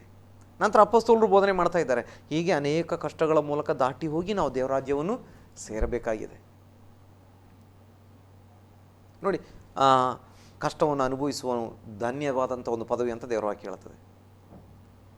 ಅನುಭವ ಸಿದ್ಧಿ ಬರ್ತದೆ, ತಾಳ್ಮೆ ಬರ್ತದೆ, ಏನೆಲ್ಲ ವಿಷಯಗಳು ಬರ್ತದೆ. ಕಷ್ಟ ಅಂತ ಹೇಳುವಾಗ ಪರೀಕ್ಷೆಗಳು ಎಂಬುದಾಗಿ. ಆದರೆ ಟೀಚಿಂಗ್ಸ್ ಬರುವಾಗ, ಹೊಸ ಹೊಸ ಟೀಚಿಂಗ್ಸ್ ಬರುವಾಗ ಏನಾಗಿದೆ, ಇದೆಲ್ಲ ಇಲ್ಲ ಅಂತ. ನೋಡಿ, ಅದಕ್ಕೆ ಅಲ್ಲಿ ದುರಾಶೆಗಳಿಗೆ ಅನುಕೂಲರಾದ ಉಪದೇಶಕರನ್ನು ಇಟ್ಟುಕೊಳ್ಳುವರು. ಸತ್ಯ ಬೋಧನೆ ಏನು ಸೇರಿಸದೆ, ಏನು ತೆಗೆದು ಹಾಕದೆ ಬೋಧನೆ ಮಾಡುವಂಥ ವ್ಯಕ್ತಿಗಳಾಗಿದ್ದರೆ ಏನಾಗ್ತದೆ, ಅವರಿಗೆ ಅಷ್ಟು ಇಂಟ್ರೆಸ್ಟ್ ಆಗೋದಿಲ್ಲ. ನೋಡಿ, ನಮ್ಮ ಪಕ್ಕದಲ್ಲಿ ನೆನೆಸ್ಕೊಳ್ಳಿ, ನಾವು ಇರುವಂಥ ಊರು ಯಾವುದೇ ಆಗಿರಲಿ, ನಾವಿಲ್ಲಿ ಹೇಳ್ತಾ ಇದ್ದೀವಿ, ಏನೂ ಸೇರಿಸಲ್ಲ, ಏನೂ ತೆಗೆದುಹಾಕಲ್ಲ, ಇದ್ದ ಬೋಧನೆ ಇದ್ದಾಗ ಹೇಳ್ತಾರೆ. ನೋಡಿ, ಕಷ್ಟ ಬರ್ಬೋದು, ಸುಖ ಬರ್ಬೋದು, ಯೇಸುಸ್ವಾಮಿ ನಿನಗೆ ಸೌಖ್ಯ ಮಾಡ್ತಾರೆ, ನಿನ್ನ ಕಷ್ಟಗಳನ್ನ ನೀಗಿಸ್ತಾರೆ, ಆದರೆ ನಾಳೆ ಕಷ್ಟಗಳು ನಿನಗೆ ಬರಬಹುದು, ಆದರೆ ನಿತ್ಯ ಜೀವ ಯೇಸುಸ್ವಾಮಿ ಕೊಡ್ತಾರೆ ಅಂತ ಈ ಬೋಧನೆ ಹೇಳುವಾಗ ಪಕ್ಕದಲ್ಲಿ 1 ಕಿಲೋಮೀಟ್ರ್, 2 ಕಿಲೋಮೀಟ್ರ್, 10 ಕಿಲೋಮೀಟ್ರು ಅಥವಾ ಅಲ್ಲೇ ಸಿಟಿಯ ಮತ್ತೊಂದು ಓಣಿಯಲ್ಲಿ ಮತ್ತೊಬ್ಬರು ಸೇವಕರು ಬೋಧನೆ ಮಾಡ್ತಾ ಇದ್ದಾರೆ, ನಿಮಗೆ ಯಾವ ಕಷ್ಟಗಳು ಬರುವುದಿಲ್ಲ, ನೀವೆಲ್ಲ ಇಲ್ಲಿಗೆ ಬನ್ನಿ, ಯಾವ ಕಷ್ಟ ಇಲ್ಲ, ಎಲ್ಲ ಕಷ್ಟವನ್ನು ಯೇಸುಸ್ವಾಮಿ ತೆಗೆದುಹಾಕಿಬಿಟ್ಟಿದ್ದಾರೆ, ನಿಮಗೆ ಹಣಕಾಸಿನ ಕಷ್ಟ ಇಲ್ಲ, ನಿಮಗೆ ಸಮೃದ್ಧಿ, ನಿಮಗೆ ಮನೆ ಮೇಲೆ ಮನೆ, ಬೇಕಾದಷ್ಟು ಮನೆ, ಬೇಕಾದಷ್ಟು ವಾಹನಗಳು, ಕಾರು ಸಿಗ್ತದೆ, ಅಂತ ಇಂಥ ಎಲ್ಲ ಸಿಗ್ತದೆ ಅಂತ ಹೇಳಿದರೆ ಈ ಜನರಿಗೆ ಅಲ್ಲಿಗೆ ಹೋಗ್ಲಿಕ್ಕೆ ಇಷ್ಟ ಆಗ್ತದೆ. ಕಿವಿ ತೆರೆಯಲ್ಪಡ್ತದೆ, ಕಿವಿ ತೆಗೆದು. ಹೌದು, ತೀಟೆ ಕಿವಿ. ಯಾಕಂತ ಹೇಳಿದರೆ ತೀಟೆ ಕಿವಿ, ಈ ಶರೀರ ಇನ್ನೂ ರೂಪಾಂತರ ಆಗದೇ ಇರೋದ್ರಿಂದ ಬಹಳ ಜನರಿಗೂ ತೀಟೆ ಕಿವಿಯ ಸಮಸ್ಯೆ ಇರ್ತದೆ. ನಮಗೆ ಕೂಡ ನೋಡಿ, ಇಂಥ ಮಾತುಗಳೆಲ್ಲ ಸಿಕ್ಕರೆ ಕೆಲವೊಮ್ಮೆ ಖುಷಿ ಆಗ್ತದೆ, ಆದರೆ ತಕ್ಷಣವೇ ಪವಿತ್ರಾತ್ಮ ಎಚ್ಚರಿಸ್ತಾನೆ, ಮಗನೇ, ಇದು ತಪ್ಪಾದ ಬೋಧನೆ, ಅಥವಾ ಮಗಳೇ, ಇದು ತಪ್ಪಾದ ಬೋಧನೆ. ಪವಿತ್ರಾತ್ಮ ಒಳಗೆ ನಮಗೆ ಎಚ್ಚರಿಕೆ ಕೊಡ್ತಾ ಇರ್ತಾನೆ. ನೋಡಿ, ಆ ಅಂತರಾತ್ಮನಿಂದ ಪವಿತ್ರಾತ್ಮನು ಏನು ಮಾತಾಡ್ತಾನೆ ಅದಕ್ಕೆ ಕಿವಿಗೊಡ್ಲಿಕ್ಕೆ ಯಾರು ಹೋಗಲ್ಲ, ಅವರು ಅದರ ಹಿಂದೆ ಹೋಗ್ತಾರೆ. ದೇವರು ಮಾತಾಡದೇ ಇರಲ್ಲ. ಯಾಕಂತೇಳಿದ್ರೆ ದೇವರು ವಾಕ್ಯ ಸ್ಪಷ್ಟವಾಗಿ ಹೇಳ್ತದೆ, ನೀನು ಬಲಕ್ಕಾದರೂ ಎಡಕ್ಕಾದರೂ ತಿರುಗುವಾಗ ಮಗನೇ, ಇದೇ ಸರಿಯಾದ ದಾರಿ, ಇದರಲ್ಲಿ ನಡೆದುಕೋ ಅಂತ ಹಿಂದಿನಿಂದ ಒಂದು ಇಂಪಾದ ಸ್ವರ ಕೇಳಿಸ್ತದೆ ಅಂತ ದೇವರು ವಾಕ್ಯ ಹೇಳ್ತದೆ. ತಪ್ಪಾದ ದಾರಿಯಲ್ಲಿ ಹೋಗುವುದಾದರೆ ತಕ್ಷಣ ನಮಗೆ ದೇವರ ಆತ್ಮ ಮಾತಾಡ್ತಾನೆ. ಆದರೆ ಅನೇಕರು ಕೇಳಿದ ದೇವರ ಆತ್ಮನ ನುಡಿಗೆ ವಿಧೇಯರಾಗದೆ ಈ ಥರ ಬೋಧನೆಗಳ ಹಿಂದೆ ಹೋಗುವಂಥವರಾಗಿರ್ತಾರೆ. ನೋಡಿ, ಅದಕ್ಕೆ ಇನ್ನು ಅಪೊಸ್ತಲರ ಕೃತ್ಯಕ್ಕೆ 20ನೇ ಅಧ್ಯಾಯಕ್ಕೆ ಬರುವಾಗ ಅಲ್ಲಿ ಕೆಲವೊಂದು ವಾಕ್ಯಗಳನ್ನು ನೋಡಲಿಕ್ಕೆ ಸಾಧ್ಯವಾಗ್ತದೆ. ನೋಡಿ, ಅಪೊಸ್ತಲರ ಕೃತ್ಯಗಳು 20ನೇ ಅಧ್ಯಾಯ ಆದರೆ 26ರಿಂದ ಇರುವಂಥ ವಾಕ್ಯಗಳನ್ನು ಓದಿಕೊಳ್ಳ್ರಿ. ಆದ ಕಾರಣ ನಾನು ಈ ಹೊತ್ತು ಪ್ರಮಾಣವಾಗಿ ಹೇಳುತ್ತೇನೆ, ನಿಮ್ಮಲ್ಲಿ ಯಾರಾದರೂ ನಾಶವಾದರೆ ಅದು ನನ್ನ ದೋಷವಲ್ಲ. ಯಾಕಂದರೆ ಒಂದನ್ನು ಮರೆ ಮಾಡದೆ ದೇವರ ಸಂಕಲ್ಪವನ್ನೆಲ್ಲ ನಿಮಗೆ ತಿಳಿಸಿದೆನು. ದೇವರು ಸ್ವರಕ್ತದಿಂದ ಸಂಪಾದಿಸಿಕೊಂಡ ಸಭೆಯನ್ನು ಪರಿಪಾಲಿಸುವುದಕ್ಕಾಗಿ ಪವಿತ್ರಾತ್ಮನು ನಿಮ್ಮನ್ನೇ ಆ ಹಿಂಡಿನಲ್ಲಿ ಅಧ್ಯಕ್ಷರಾಗಿ ಇಟ್ಟಿರುವುದರಿಂದ ನಿಮ್ಮ ವಿಷಯದಲ್ಲೂ ಎಲ್ಲ ಹಿಂಡಿನ ವಿಷಯದಲ್ಲಿಯೂ ಎಚ್ಚರವಾಗಿರಿ. ನಾನು ಹೋದ ಮೇಲೆ ಕ್ರೂರವಾದ ತೋಳಗಳು ನಿಮ್ಮೊಳಗೆ ಬರುವವೆಂದು ನಾನು ಬಲ್ಲೆನು. ಅವು ಹಿಂಡನ್ನು ಕನಿಕರಿಸುವುದಿಲ್ಲ. ನೋಡಿ, 29ನೇ ವಾಕ್ಯ ಇನ್ನೊಮ್ಮೆ, ನಾನು ಹೋದ ಮೇಲೆ ಕ್ರೂರವಾದ ತೋಳಗಳು ನಿಮ್ಮೊಳಗೆ ಬರುವವೆಂದು ನಾನು ಬಲ್ಲೆನು, ಅವು ಹಿಂಡನ್ನು ಕನಿಕರಿಸುವುದಿಲ್ಲ. ಮತ್ತೊಂದು ವಾಕ್ಯ, ಇದಲ್ಲದೆ ನಿಮ್ಮಲ್ಲಿಯೂ ಕೆಲವರು ಎದ್ದು ವ್ಯತ್ಯಾಸ ಬೋಧನೆಗಳನ್ನು ಮಾಡಿ ಯೇಸುವಿನ ಶಿಷ್ಯರನ್ನು ತಮ್ಮ ಹಿಂದೆ ಎಳಕೊಳ್ಳುವರು. ಆದ ಕಾರಣ ನಾನು ಕಣ್ಣೀರು ಸುರಿಸುತ್ತಾ 3 ವರ್ಷ ಹಗಲಿರುಳು ಎಡೆಬಿಡದೆ ಪ್ರತಿಯೊಬ್ಬನಿಗೆ ಬುದ್ಧಿ ಹೇಳಿದ್ದೇನೆಂದು ನೀವು ಜ್ಞಾಪಕ ಮಾಡಿಕೊಂಡು ಎಚ್ಚರವಾಗಿರಿ. ಇಲ್ಲಿ ನೋಡ್ರಿ, ಇದಲ್ಲದೆ ನಿಮ್ಮಲ್ಲಿಯೂ ಕೆಲವರು ಎದ್ದು ವ್ಯತ್ಯಾಸ ಬೋಧನೆಗಳನ್ನು ಮಾಡಿ ಯೇಸುವಿನ ಶಿಷ್ಯರನ್ನು ತಮ್ಮ ಹಿಂದೆ ಎಳಕೊಳ್ಳುವರು. ನೋಡಿ, ವ್ಯತ್ಯಾಸ ಬೋಧನೆಗಳು ಬರ್ತವೆ. ಇದೆಲ್ಲ ಪ್ರವಾದನೆಗಳು. ಆ್ಯಕ್ಚುಲಿ ಇದು ಪ್ರವಾದನೆ ಪುಸ್ತಕ ಅಲ್ಲದಿದ್ದರೂ ಪ್ರವಾದನೆ ಪುಸ್ತಕ ಅಂತ ಅದಕ್ಕೆ ಶೀರ್ಷಿಕೆ ಇಲ್ಲ ಅಷ್ಟೇ. ಆದರೆ ಮುಂದೆ ಸಭೆಯಲ್ಲಿ ನಡೆಯುವಂಥ ವಿಷಯಗಳನ್ನು ಅಲ್ಲಿ ಪೌಲನು ಹೇಳ್ತಾ ಇದ್ದಾನೆ. ಆತ 3 ವರ್ಷ ಆ ಎಫೆಸ ಸಭೆಯಲ್ಲಿ ಸೇವೆ ಮಾಡಿದ್ದ, ಅಥವಾ ಎಫೆಸದಲ್ಲಿ 3 ವರ್ಷ ಇದ್ದುಕೊಂಡು ಸುವಾರ್ತೆ ಸಾರಿ ಅಲ್ಲಿ ಸಭೆ ಸ್ಥಾಪನೆ ಮಾಡಿ ಅಲ್ಲಿ ತುಂಬ ಹೋರಾಟಗಳು, ಹಿಂಸೆಗಳೆಲ್ಲ ಆತನಿಗೆ ಉಂಟಾಗಿತ್ತು. ನಮಗೆ ದೇವರ ವಾಕ್ಯದಲ್ಲಿ ಬೇರೆ ಬೇರೆ ಕಡೆಗಳಲ್ಲಿ ನೋಡಲಿಕ್ಕೆ ಸಾಧ್ಯವಾಗ್ತದೆ. ಹೀಗೆ ಅಲ್ಲಿ ಸಭೆ ಉಂಟಾಯಿತು. ಆ ನಂತರ ಅವನು ಅಲ್ಲಿಂದ ಬೇರೆ ಕಡೆಗೆ ಸೇವೆಗೆ ಹೋಗ್ತಾ ಇದ್ದಾನೆ. ಈಗ ಆತ ಯೆರೂಸಲೇಮಿಗೆ ಹೋಗುವಂಥ ದಾರಿಯಲ್ಲಿ ಆತ ಆ ಸಭೆಗೆ ಇನ್ನೊಮ್ಮೆ ಭೇಟಿ ಕೊಟ್ಟು ಅವರಿಗೆ ಎಚ್ಚರಿಕೆ ಮಾತುಗಳನ್ನು ಹೇಳ್ಕೊಂಡು ಹೋಗ್ತಾ ಇದ್ದಾನೆ. ಆಗ ಹೇಳ್ತಾ ಇದ್ದಾನೆ, ಇನ್ನು ಮುಂದಿನ ಕಾಲದಲ್ಲಿ ಏನಾಗ್ತದೆ ಅಂತ ಹೇಳಿದರೆ, ನಾನು ಹೋದ ನಂತರ ಅಥವಾ ಇನ್ನು ಮುಂದಿನ ಕಾಲದಲ್ಲಿ ಕ್ರೂರವಾದ ತೋಳಗಳು ಬರ್ತವೆ. ಅವು ಹಿಂಡನ್ನು ಕನಿಕರಿಸುವುದಿಲ್ಲ. ಅವುಗಳಿಗೆ ಹಿಂಡು ಪರಲೋಕಕ್ಕೆ ಹೋಗಬೇಕು ಅನ್ನುವಂಥದ್ದು ಏನೂ ಇರಲ್ಲ. ಮತ್ತೊಂದು, ನಿಮ್ಮಲ್ಲಿಯೂ ಕೆಲವರು ಎದ್ದು ವ್ಯತ್ಯಾಸ ಬೋಧನೆಗಳನ್ನು ಮಾಡಿ ಯೇಸುವಿನ ಶಿಷ್ಯರನ್ನು ತಮ್ಮ ಹಿಂದೆ ಎಳ್ಕೊಳ್ಳುವರು. ಇಲ್ಲಿ ಭಾಳ ಗಮನಿಸಬೇಕಾಗಿದೆ, ಶಿಷ್ಯರೆಲ್ಲರೂ ಯೇಸುವಿಗೆ ಶಿಷ್ಯರಾಗಿದ್ದಾರೆ. ಯೇಸುವಿನ ಶಿಷ್ಯರನ್ನು ನಾವು ತಪ್ಪಾದ ಬೋಧನೆಗಳನ್ನು ಮಾಡಿಕೊಂಡು ನಮ್ಮ ಶಿಷ್ಯರನ್ನಾಗಿ ಮಾಡ್ಕೊಳ್ತಾ ಇದ್ದೇವಾ ಎನ್ನುವಂಥದ್ದು ಮುಖ್ಯ. ಈಗ ನೋಡಿ, ಯೇಸು ಹೇಳಿದ್ದಾರೆ, ನೀವು ಹೊರಟೋಗಿ ಎಲ್ಲ ದೇಶಗಳ ಜನರನ್ನು ಶಿಷ್ಯರನ್ನಾಗಿ ಮಾಡಿರಿ. ಹೆಸರಿಗೆ ಪೂರ್ತಿ ಪೌಲನ ಶಿಷ್ಯರು, ಪೇತ್ರನ ಶಿಷ್ಯರು, ಯೋಹಾನನ ಶಿಷ್ಯರು ಈ ರೀತಿ ಇದ್ದರು. ಆದರೂ ಕೂಡ ಅವರು ನಿಜವಾದ ಅರ್ಥದಲ್ಲಿ ಯೇಸುವಿನ ಶಿಷ್ಯರು. ಅದಕ್ಕೆ ಅಂತ್ಯೋಕ್ಯದಲ್ಲಿ ಶಿಷ್ಯರಿಗೆ ಮೊದಲು ಕ್ರೈಸ್ತರೆಂಬ ಹೆಸರು ಬಂತು, ಯೇಸುವಿನ ಶಿಷ್ಯರು. ಈಗ ನೋಡಿ, ಪೌಲ ಸುವಾರ್ತೆ ಹೇಳಿದರೆ ಏನಾಗಿತ್ತು ಅಂತ ಹೇಳಿದರೆ, ಕೆಲವೊಬ್ಬರು ಪೌಲನ ಶಿಷ್ಯರು ಅಂತ ಹೇಳಿದ್ದಾರೆ, ವಾಕ್ಯದಲ್ಲಿ ಹೇಳಿದ್ರು. ಆದರೂ ಕೂಡ ಅವರು ಯಾರ ಶಿಷ್ಯರು? ಯೇಸುವಿನ ಶಿಷ್ಯರು. ಈಗ ಯೇಸುವಿನ ಶಿಷ್ಯರನ್ನು ವ್ಯತ್ಯಾಸ ಬೋಧನೆಗಳನ್ನು ಮಾಡಿಕೊಂಡು ತಮ್ಮ ಹಿಂದೆ ಎಳೆಯುವಂಥ ಒಂದು ಕೆಲಸ ನೋಡಿ, ತಮ್ಮ ಹಿಂದೆ ಎಳೆಯುವಂಥ ಒಂದು ಕೆಲಸವನ್ನು ಅನೇಕರು ಮಾಡ್ತಾ ಇರುವಂಥದ್ದನ್ನು ನಾವು ನೋಡ್ತಾ ಇದ್ದೇವೆ. ವಾಕ್ಯ ಸ್ಪಷ್ಟವಾಗಿ ಹೇಳುತ್ತದೆ, ವ್ಯತ್ಯಾಸ ಬೋಧನೆಗಳನ್ನು ಮಾಡಿ ಯೇಸುವಿನ ಶಿಷ್ಯರನ್ನು ತಮ್ಮ ಹಿಂದೆ ಎಳೆದುಕೊಳ್ತಾ ಇದ್ದಾರೆ. ಇವತ್ತು ನಾವು ನಮ್ಮ ಸುತ್ತಮುತ್ತಲು ನೋಡುವಂಥದ್ದು ಇದೆ ಎಂಬುದಾಗಿ. ನೋಡಿ, ಅವರಿಗೆ ಆರಂಭದಲ್ಲಿ ಕೊಡತಕ್ಕಂಥ ಆ ಒಂದು ಸುವಾರ್ತೆಯನ್ನು ಕೊಡದೆ ದೇವರು ಕಳಿಸಿದಂಥ ಯಾವುದೋ ದೇವರ ಸೇವಕರು ಹೋಗಿ ಅವರಿಗೆ ಕಷ್ಟ ಸುಖ ಏನೆಲ್ಲ ಅವರು ಅನುಭವಿಸಬೇಕಾಯಿತು, ಅದರ ಮಧ್ಯದಲ್ಲಿ ಅವರಿಗೆ ಸುವಾರ್ತೆ ಹೇಳಿ, ಅಲ್ಲಿ ಪೌಲ ಹೇಳ್ತಾ ಇದ್ದಾನೆ, ಆಗಲಿರುಳು 3 ವರ್ಷ ನಾನು ಕಣ್ಣೀರು ಸುರಿಸಿ ನಿಮಗೆ ಬೋಧನೆ ಮಾಡಿದ್ದೇನೆ, ಸೇವೆ ಮಾಡಿದ್ದೇನೆ ನಿಮ್ಮ ಮಧ್ಯದಲ್ಲಿ ಅಂತ. ಸೇವಕನ ಸೇವೆ ಅಂತ ಹೇಳುವಂಥದ್ದು 3 ವರ್ಷ ಸುಖವಾಗಿ ಸುಖದ ಒಂದು ಸುಪ್ಪತ್ತಿಗೆಯಲ್ಲಿ ಏನಂತ ಹೇಳ್ತಾರೆ, ಒಂದು ಒಳ್ಳೆಯ ಆರಾಮಾಗಿದ್ದುಕೊಂಡು ಸುಖದಿಂದ ಆಡಂಬರದ ಜೀವನ ಮಾಡಿಕೊಂಡು ಸೇವೆ ಮಾಡುವಂಥದ್ದು ಅಲ್ಲ ಸೇವೆ ಜೀವನ ಅಂತ ಹೇಳುವಂಥದ್ದು. ಸುಖ ಕಷ್ಟ ಎಲ್ಲ ಬರ್ತದೆ. ಕೆಲವೊಮ್ಮೆ ಹೊಟ್ಟೆ ತುಂಬ ಸಿಗ್ತದೆ, ಕೆಲವೊಮ್ಮೆ ಹೊಟ್ಟೆ ತುಂಬ ಪೆಟ್ಟು ಕೂಡ ಸಿಗ್ತದೆ, ಊಟ ಇರಲ್ಲ. ನೋಡಿ, ಇವರಿಗೆಲ್ಲ ಅದೇ ಆಗಿತ್ತು. ಅಪೊಸ್ತಲ ಪೌಲ, ಪೇತ್ರ, ಸೀಲ, ಯಾಕೋಬ, ಯೋಹಾನ ಎಲ್ಲರಿಗೂ ಇದೇ ಆಗಿತ್ತು ಅನುಭವ. ಇವತ್ತು ಕೂಡ ಸತ್ಯಬೋಧನೆ ಮಾಡುವಂಥವರಿಗೆ ಕೆಲವೊಮ್ಮೆ ಈ ಎಲ್ಲ ಅನುಭವಗಳು ಸಮ್ಮಿಶ್ರ. ನೋಡಿ, ದೇವರ ವಾಕ್ಯದಲ್ಲಿ ನೀನು ಕಷ್ಟವೇ ಉಂಟು, ಸುಖ ಬರುವುದಿಲ್ಲ ಅಂತ ಹೇಳಲಿಲ್ಲ. ನಿನಗೆ ಪೂರ್ತಿ ಸುಖವೇ, ಕಷ್ಟ ಬರುವುದಿಲ್ಲ. ಸಮ್ಮಿಶ್ರವಾದ ಅನುಭವ. ಕೆಲವೊಮ್ಮೆ ಸುಖ ಬರ್ತದೆ, ಕೆಲವೊಮ್ಮೆ ಕಷ್ಟ ಬರ್ತದೆ, ಕೆಲವೊಮ್ಮೆ ಜೈಲಿಗೆ ಹೋಗಬೇಕಾಗ್ತದೆ, ಕೆಲವೊಮ್ಮೆ ಸ್ವಂತ ಮನೆಯಲ್ಲಿ ಉಳಿಬೇಕಾಗ್ತದೆ, ಕೆಲವೊಮ್ಮೆ ಹೊಟ್ಟೆ ತುಂಬ ಊಟ ಸಿಗ್ತದೆ, ಇನ್ನೊಂದು ದಿನ ಊಟನೇ ಸಿಗಲಿಕ್ಕಿಲ್ಲ. ನೋಡಿ. ಆದರೆ ಸಭಾ ಸೇವೆ ಮಾಡುವಂಥ ಈತ ಮಾತ್ರ ಹೇಳ್ತಾ ಇದ್ದಾನೆ, 3 ವರ್ಷ ಹಗಲಿರುಳೂ ನಾನು ಏನು ಮಾಡಿದೆ, ಕಣ್ಣೀರು ಸುರಿಸುತ್ತಾ ನಿಮ್ಮ ಒಬ್ಬೊಬ್ಬರಿಗೆ ಬುದ್ಧಿ ಹೇಳಿದ್ದೇನೆ ಎಂಬುದ. ಇಷ್ಟೆಲ್ಲ ಬುದ್ಧಿ ಹೇಳಿ, ಇಷ್ಟೆಲ್ಲ ದೇವರ ವಾಕ್ಯ ಹೇಳಿ, ಒಬ್ಬರು 2 4 10 20 ಜನರನ್ನು ದೇವರ ಸಭೆಗೆ ಕರ್ಕೊಂಡು ಬಂದಿರುವಾಗ ಅನೇಕರು ಏನು ಮಾಡ್ತಾರೆ ಅಂತ ಹೇಳಿದರೆ, ಆ ಯೇಸುವಿನ ಶಿಷ್ಯರನ್ನು ತಮ್ಮ ಹಿಂದೆ ಎಳ್ಕೊಂಡು ಹೋಗ್ತಾರೆ. ಏನಾಗಿದೆ ಅಂತ ಹೇಳಿದರೆ, ಅವ್ರಿಗೆ ತೀಟೆ ಕಿವಿ ಇರುವುದರಿಂದ. ನಾವು ಎಷ್ಟು ವಿಶ್ವಾಸಿಗಳಾಗಿದ್ದರೂ ಈ ಶರೀರಕ್ಕೆ ಸ್ವಲ್ಪ ಮಣ್ಣಿನ ಸ್ವಭಾವ ಇರೋದರಿಂದ ಕಿವಿ ಸ್ವಲ್ಪ ತೀಟೆ ಕಿವಿಯಾಗಿರ್ತದೆ. ದೇವರ ಆತ್ಮನ ನುಡಿಗಳಿಗೆ ಕಿವಿಗೊಡದೆ ಹೋದರೆ ಆ ತೀಟೆ ಕಿವಿಯ ಹಿಂದೆ ಹೋಗ್ಬಿಡ್ತೇವೆ. ಹಾಗೆ ಪೌಲ ಹೇಳ್ತಾ ಇದ್ದಾನೆ, ಅನೇಕರು ಈ ರೀತಿ ಮಾಡುವಂಥವ್ರು ಅಂತ್ಯಕಾಲದಲ್ಲಿ ಬರ್ತಾರೆ ಎಂಬುದಾಗಿ. ಇದೆಲ್ಲ ನೋಡುವಾಗ ನಮಗೆ ನೆನಪಾಗುವಂಥ ವಿಷಯ, ಯೇಸುಸ್ವಾಮಿಯ ಬರುವಿಕೆ ಹತ್ತಿರ ಆಗಿದೆ. ಅಂತ್ಯಕಾಲದಲ್ಲಿ ಇದೆಲ್ಲ ನಡಿಬೇಕು, ನಡೀತದೆ ಅಂತ ದೇವರ ವಾಕ್ಯ ಸ್ಪಷ್ಟವಾಗಿ ಹೇಳ್ತದೆ. ಇದೆಲ್ಲ ನೋಡಿ ಸ್ಪಷ್ಟವಾಗಿ, ನಾನು ಹೋದ ಮೇಲೆ ಇಂಥವ್ರು ಬರ್ತಾರೆ, ವ್ಯತ್ಯಾಸ ಬೋಧನೆಗಳು ಬರ್ತವೆ, ತೀಟೆ ಕಿವಿಗಳುಗಳ ವಿಶ್ವಾಸಿಗಳು ಎದ್ದೇಳ್ತಾರೆ, ತೀಟೆ ಕಿವಿಗಳುಗಳ ವಿಶ್ವಾಸಿಗಳಿಗೆ ತಕ್ಕ ಹಾಗೆ ಬೋಧನೆಯನ್ನು ಮಾರ್ಪಡಿಸಿ ಹೇಳುವಂಥವ್ರು ಬರ್ತಾರೆ, ದೆವ್ವಗಳ ಬೋಧನೆಗಳನ್ನು ಕೇಳಿ ಮತ್ತು ವಂಚಿಸುವ ಆತ್ಮಗಳ ನುಡಿಗಳಿಗೆ ಲಕ್ಷ್ಯ ಕೊಟ್ಟು ಅಥವಾ ಕೇಳಿ ಅದರ ಪ್ರಕಾರವಾಗಿ ಬೋಧನೆ ಮಾಡುವಂಥವ್ರು ಬರ್ತಾರೆ. ಮನಸ್ಸಲ್ಲಿ ಗೊತ್ತುಂಟು, ಅಪರಾಧಿ ಪ್ರಜ್ಞೆ ಉಂಟು, ಬರೆಯುಳ್ಳಂಥವ್ರು ಇದ್ದಾರೆ. ಹೌದು, ನಾನು ಮಾಡುವಂಥ ತಪ್ಪು, ಆದರೂ ಕೂಡ ತಮಗೆ ಸಿಕ್ಕಂಥ ಒಂದು ಫೇಮ್, ಹೆಸರು, ಕೀರ್ತಿ ಮತ್ತು ಹೊಗಳಿಕೆ, ಆ ಒಂದು ಜನಬಲ, ತೋಳ್ಬಲ, ಹಣಬಲ, ಇದನ್ನೆಲ್ಲ ನೋಡುವಾಗ ನಾನು ಮಾಡುವಂಥ ತಪ್ಪು ಅಂತ ಕಂಡರೂ ಕೂಡ ಅದನ್ನು ಬಿಟ್ಕೊಂಡು ಪಶ್ಚಾತ್ತಾಪಪಟ್ಟು ಕ್ರಿಸ್ತನ ಹಿಂದೆ ಹೋಗಲಿಕ್ಕೆ ಮನಸ್ಸಿಲ್ಲದೆ, ಸಿಕ್ಕಂಥ ಆ ಹೆಸರಿನ ಹಿಂದೆ, ಸಿಕ್ಕಂಥ ಆ ಒಂದು ಹೊಗಳಿಕೆಯ ಹಿಂದೆ ಹೋಗುವಂಥವರಾಗಿ ಅನೇಕ ಕ್ರಿಸ್ತ ಶಿಷ್ಯರನ್ನು ಕೂಡ ತಪ್ಪಿಸುವಂಥವರಾಗಿರ್ತಾರೆ.